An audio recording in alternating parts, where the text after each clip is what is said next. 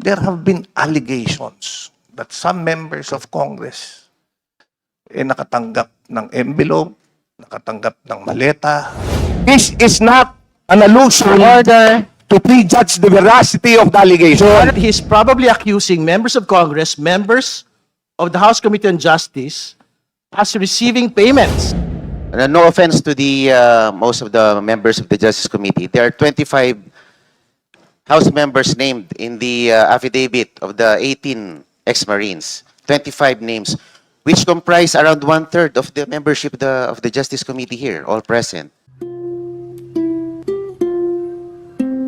Well, Madam Chair, after hearing all the endorsers of the impeachment complaint,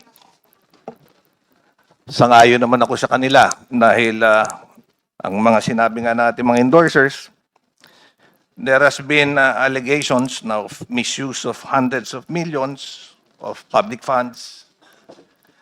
Merong mga sworn affidavits, merong mga allegations na binitawan, merong usapin regarding betrayal of public trust, graft and corruption.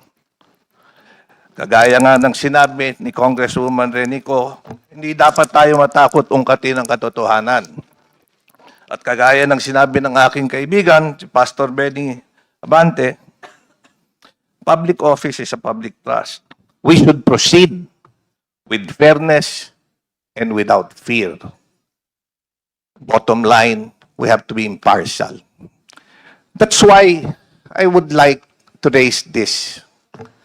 In the light of serious allegations contained in a joint affidavit issued last February 23, that has been reportedly transmitted to the Office of the Ombudsman, there have been allegations that some members of Congress nakatanggap ng envelope, nakatanggap ng maleta.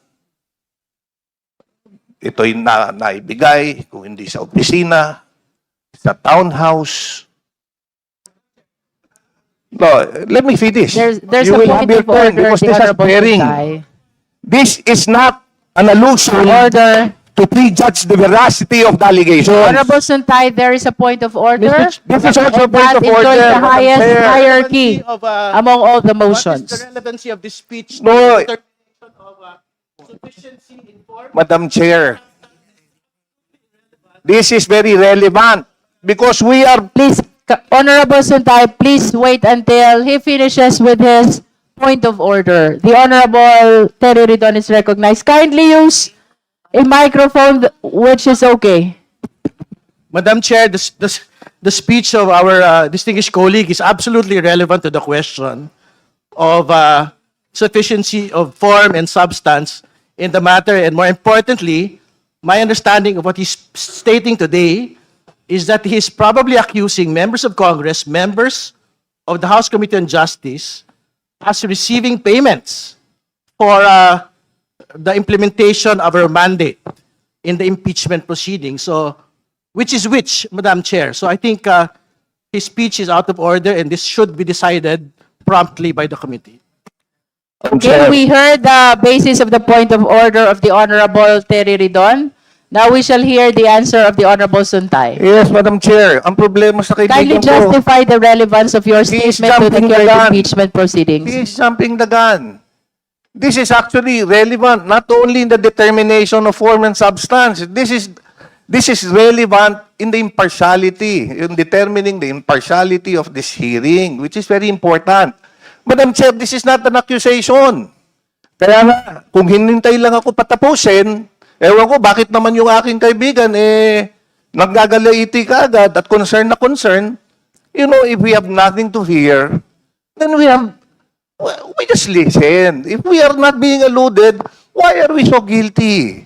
So let me finish.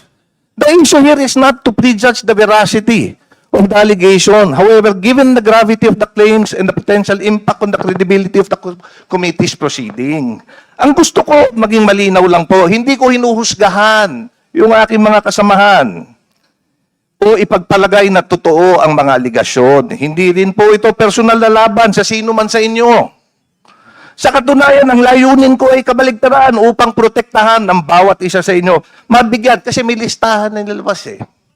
Ang gusto ko po sa ganitong pagkakataon, Madam Chair, naniniwala ako na mas mabuti na tayo mismo ang magharap at maglinaw ng issue. Kaysa maging bulong-bulungan pa ito.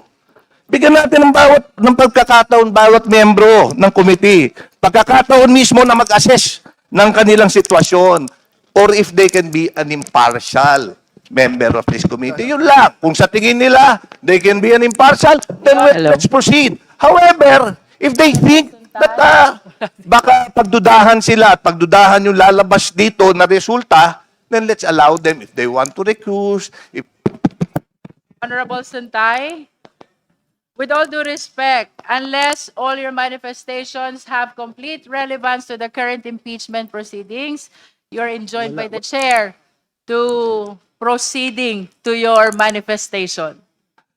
That's why, Madam Chair, So ordered. Madam Chair, my point is just to... if Honorable we could- Sunta, you are enjoined already by the chair to cease from making manifestations which are totally irrelevant to our current proceedings. Okay, thank you, Madam Chair. But as I Thank mentioned, you. this goes to the impartiality of the committee. You are Thank you assured very of the impartiality of the Justice Committee. Now we shall proceed to the determination of sufficiency in form. Thank you, Honorable Suntay. We will now proceed to the determination of sufficiency in form. Madam If the other Chair. members, Madam the Chair. Honorable Diaz-Guerin.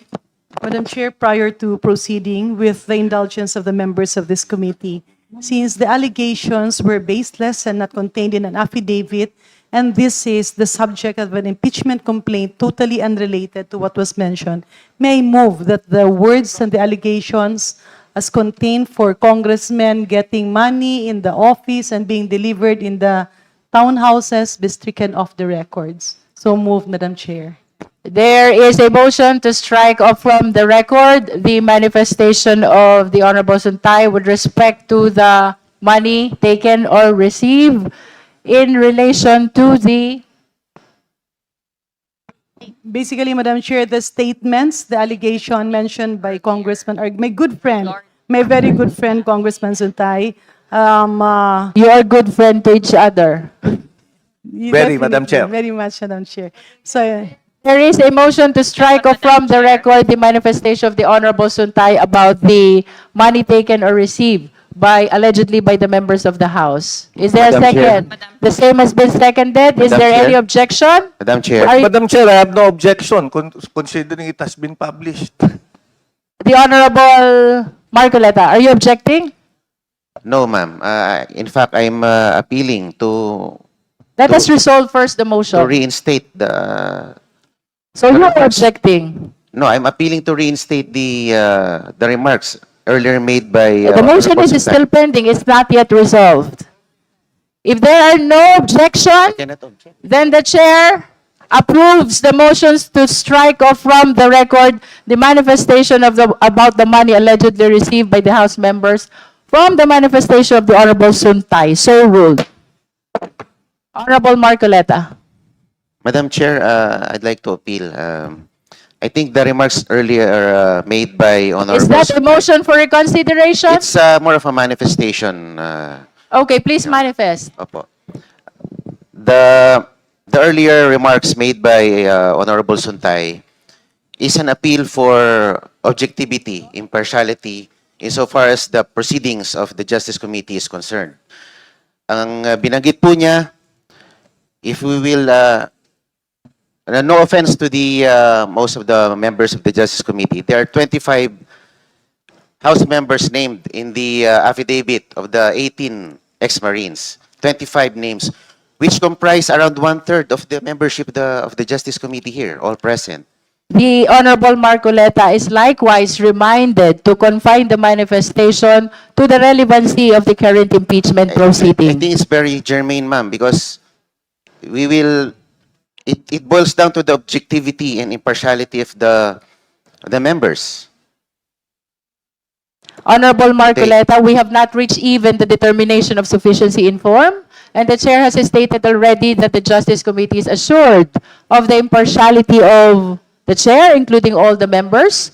I think that is premature for us to discuss on the partiality when we haven't heard any of this impeachment complaint. So unless the manifestation has relevance to the current impeachment proceeding, the Honorable Marcoleta is requested to cease from making manifestation outside the subject matter of this impeachment proceeding. Madam Chair, with due respect to the 25 members who were mentioned in the affidavit, Honorable Marcoleta, you're reminded by the chair already to confine to the subject matter of this impeachment proceeding. If you continue to make a manifestation outside the subject matter, we will be ruling you out of order. With all due respect, Honorable Marcoleta. I submit to the wisdom of the chair. Thank you. We shall now proceed to the determination of sufficiency in form.